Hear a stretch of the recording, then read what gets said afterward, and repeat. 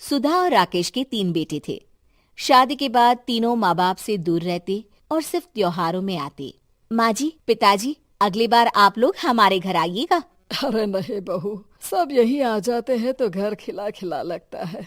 हाँ बहू, तू हमेशा बुलाती है तो जरूर आएंगे तेरे पास भी। हाँ हाँ, दीदी का घर बड़ा जो है, सब कुछ अपनी शादी के बाद दीदी को ही तो दे दिया था। हमें भी दिया होता तो हम भी बड़ा घर लेते। क्यों सुनील? अरे नहीं नहीं, पापा ने सबको एक बराबर ही दिया है। छोटी बहू, क्या चाहिए तुम्हें, बोलो। वो आपके सोने की चेन वाली घड़ी है ना, वो अगर आप मुझे, तभी वहाँ मजली बहू भी आ जाती है। और मुझे ना आपका मंगलसूत्र कितना लंबा, सुंदर और भारी भी है। अरे हाँ हाँ, तुम दोनों को ही दूंगी बहू, चिंता न करो। चलो अब खाना लगाओ, खाना खाया जाए। सभी मिलकर खाना खाते हैं कि पड़ोसन आ जाती है। अरे सुधा बहन, थोड़ी चीनी तो देना, घर में शक्कर नहीं है और मेहमान सर पर बैठे हैं। अरे छोटी बहू, चाची को शक्कर तो दे दो। अरे मजली दीदी, आप दे दीजिए ना, मैं यहाँ कम आती हूँ तो मुझे पता ही नहीं है कि सासू माँ सारी चीजें कहाँ रखती है। और तुम, मैं कौन सा यहाँ रोज शक्कर फाँकने के लिए आती हूँ, मुझे भी नहीं है पता। तभी बड़ी बहू हाथ में चीनी की कटोरी लेकर आती है। चाची, शक्कर आप लोगों का बड़ा सहारा है माँ जी और पिताजी को, वरना हम लोग तो यहाँ रहते ही नहीं। आप जैसे पड़ोसी हैं तो हम निश्चिंत है। और जीती रहे बहू, अब तो ये घर पड़ोस कम परिवार ज्यादा लगता है। सुधा अपनी बड़ी बहू को देखकर बहुत खुश रहा करती थी। वो उससे अक्सर घंटों बात भी किया करती, लेकिन दोनों दूसरी बहुओं का भी वो समझती थी कि शायद छोटी है, वक्त आने पर संभल जाएंगी। समय आ जाता है जब सभी को वापस जाना होता है।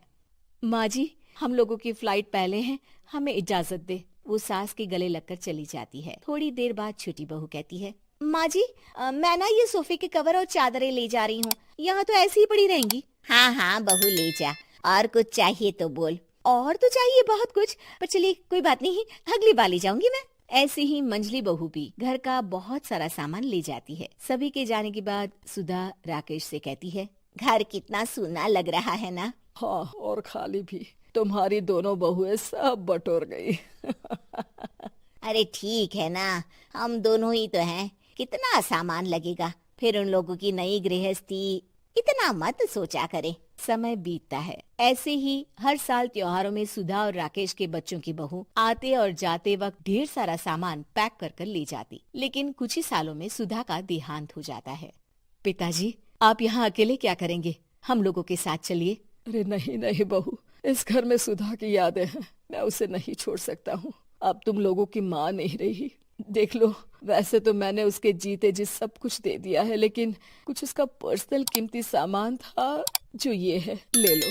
सामान में होती है एक घड़ी और एक मंगलसूत्र। माँ जी ने कहा था कि वो ये घड़ी मुझे देंगी। हाँ हाँ, पिताजी, माँ ने सबके सामने ये घड़ी सरिता को देने के लिए कहा था। उठा लो सरिता माँ की घड़ी। अब क्या था, छोटी बहू फट से घड़ी उठा लेती है। और पिताजी, ये मंगलसूत्र तो माँ ने मुझे ही देने को कहा था, याद है ना? वो सभी की ओर इशारा करती है।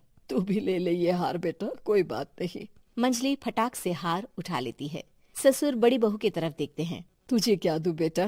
पिताजी, माँ ने एक चीज मेरे लिए भी रखी है। सभी के कान खड़े हो जाते हैं कि आखिर सास ने क्या रखा होगा बड़ी के लिए। अरे माँ जी तो दीदी से प्यार भी ज्यादा ही करती थी, हमेशा उनसे बात किया करती। जरूर कोई बड़ी और अपनी प्रिय चीज दी होगी दीदी को। और देख लेते हैं ना, वरना तो हम भी बराबर का बंटवारा करेंगे। हाँ हाँ, कर लेना बंटवारा। लेकिन बड़ी बहू, बताओ तो, सुधा ने क्या रखा है तुम्हारे लिए? अभी तो हम लोग यही हैं पापा जी, जब जाने लगेंगे तो बता दूंगी। बड़ी बहू के मुंह से ये बात सुनकर बाकी दो बहुएं सोचने लगती हैं कि आखिर क्या है जो दीदी को सासू माँ देकर गई हैं। दीदी, ऐसा तो नहीं ना कि पूरे घर का आधा हिस्सा माँ बड़ी भाभी को देकर गई हो? तभी वहाँ ससुर आ जाते हैं। नहीं नहीं, ऐसा कुछ नहीं है। मकान तो तुम तीनों का बराबर से है। देखो, बड़ी बहू से तुम्हारी सास ज्यादा जुड़ी थी, न जाने क्यों घंटों बात किया करती थी। पता नहीं क्या देकर गई है उसे। और ससुर जी, आपको क्या पता, चालाकी से पूरे घर के पेपर में साइन करवा लिए हो, या फिर कोई छुपा गहना। आखिर मकान पूरा तो आपने सासू माँ के नाम ही कर रखा था ना। अब घर में ये सस्पेंस बन जाता है कि आखिर बड़ी बहू क्या लेकर जाएगी। फिर वो दिन भी आ जाता है जब बड़ी बहू के जाने का समय हो जाता है। बेटा, परसों तुम चली जाओगी, बताया नहीं माँ ने तुम्हें क्या दिया? घड़ी और हार जो बेशकीमती था और तुम्हारी सास को सबसे ज्यादा प्रिय था, उसका तो बंटवारा भी हो चुका है। अब तुम्हारी बारी। हाँ पिताजी, आज मैं ये बात बताने ही वाली थी। माँ ने मुझे उससे भी बेशकीमती चीज दी है और वो है आप। आपसे अधिक प्रिय उन्हें कुछ नहीं था। माँ चाहती थी कि आप मेरे साथ रहें।